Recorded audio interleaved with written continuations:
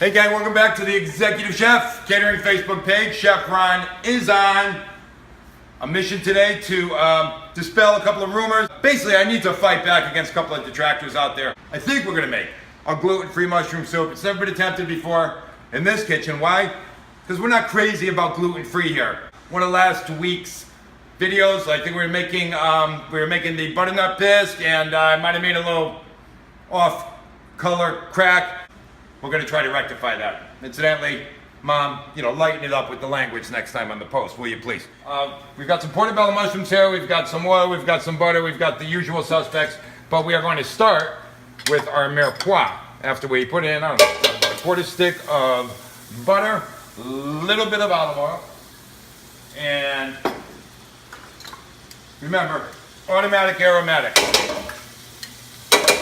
One is garlic, and there's not much there.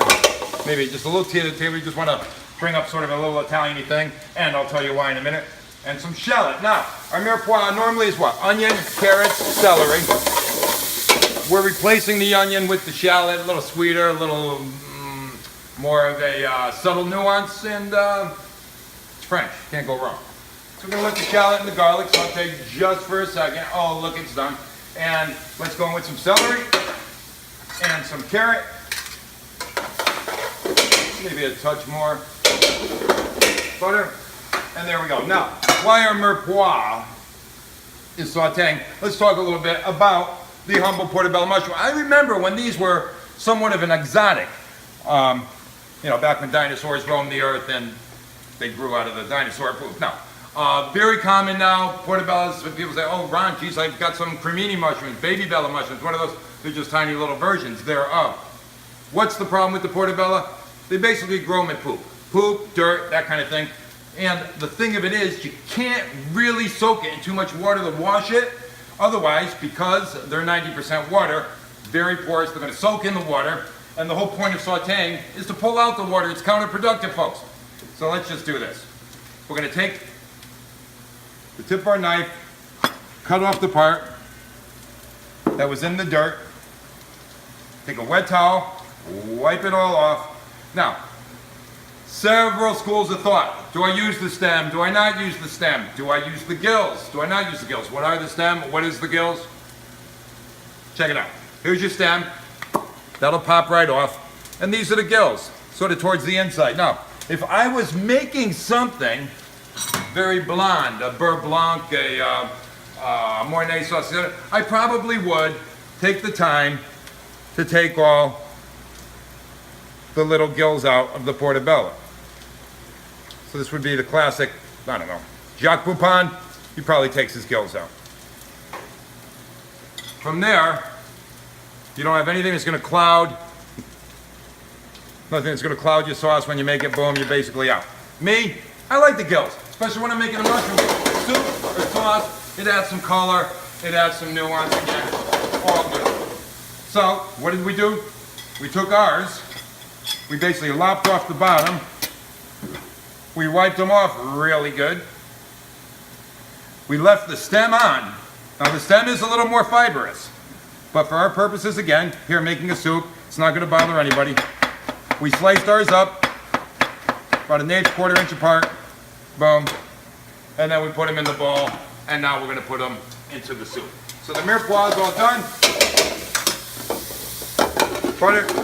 The mushrooms going in, and we're going to have to add a little more butter. Let's add the other half of that stick of butter. So it's about a full stick of butter, but notice, no gluten, no wheat, nothing to do with any sort of glutinous product yet. At this point, let's also put in our thyme, some nice fresh thyme, and some sage. I had somebody say to me, Ron, Chef Ron, you tend to use a lot of sage. Well, it depends on what you're making, of course. Sage is a wonderfully, wonderfully variable spice. It goes with so many things. Great with chicken. Obviously also awesome with any sort of poultry. I like it with lamb. Great with mushrooms. Plus, my sister has an incredible sage bush right outside in her backyard, and the thing will not die. It runs into December. So we do use a lot of sage. As the mushrooms are starting to saute down a little bit, you'll see, yep, they're maybe a little touch of oil there too. They begin to give up some of that 90% of liquid that they're comprised of. Now, Julia Child used to say, don't crowd the mushrooms. You're not supposed to stack them. So the idea is to brown a little bit our portobellos, and it looks like we are there. So let's hit it with a little booze. Cognac time. Now, you need to be a little careful with this. You say, Ron, it's a gluten-free situation. My mother reminded me that there was, of course, there was gluten in, what do they make? There's some sort of like weird beer sort of sauce, and naturally the beer has some gluten in it. Cognac, only a flavored cognac will probably have any sort of chance at all of carrying any sort of gluten. As you know, it's double distilled white wine. Grapes, fine. Grapes are fine. So if you use a better brand, no problem, no gluten. The glazed pot, that's all good. And next up, we will season with a little pepper. We're gonna hit it with a little sea salt, maybe 2 pinches there. And now the base of the soup, which is going to be chicken stock.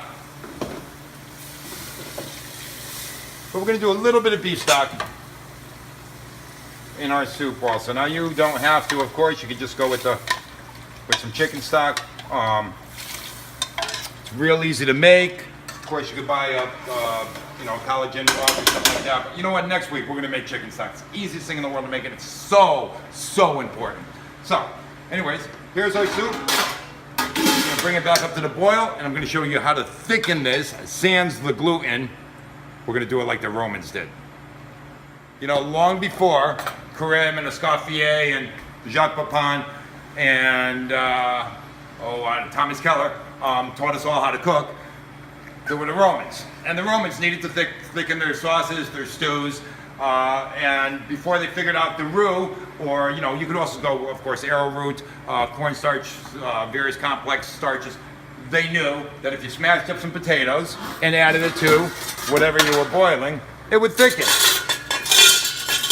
So we're going to give it a shot. Now, because we're making cream and mushroom soup, it also works out here that our mashed potatoes were whipped with some heavy cream and butter. So we're sort of mounting our soup right now with the potato. And look, it's lightening right up. What do you think? Maybe one more? Because we don't want to get too thick, as we are going to go to the standby here at the end. Not crazy about the color. I'd like it to be a little darker, although the flavor is really good. I'd like it to be a little richer. What should I do?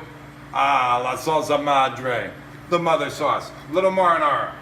So we'll take a scoop of our red, maybe 2 even, right off the top. Nice and thin, the thinner sauce up on the top, of course, because we're trying to keep no chunk. We're not getting any of that clump, none of that lump, none of that, nasty sort of, I was too lazy to really whip up the potatoes in there. We just want a nice, smooth, almost bisque-like consistency to the soup, and then just get some portobellos in there that'll pop you by. That portobello I bit into it, and that'll be great. Let's see how we did. Perfect. I mean, this is looking and smelling really good.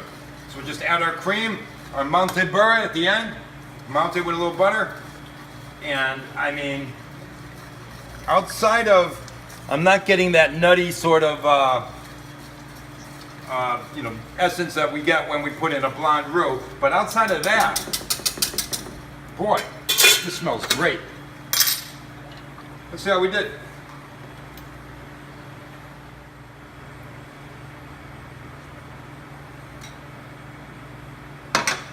Really good. That one's for you, Mom. This is really good. I'm gonna bring you some tomorrow. Gluten-free people, give me a gluten-free like, love, follow, post, all that stuff. Stop in tomorrow. Thanks again for swinging by. Chef Ron is on the Executive Chef Catering Facebook page. We'll see you next time.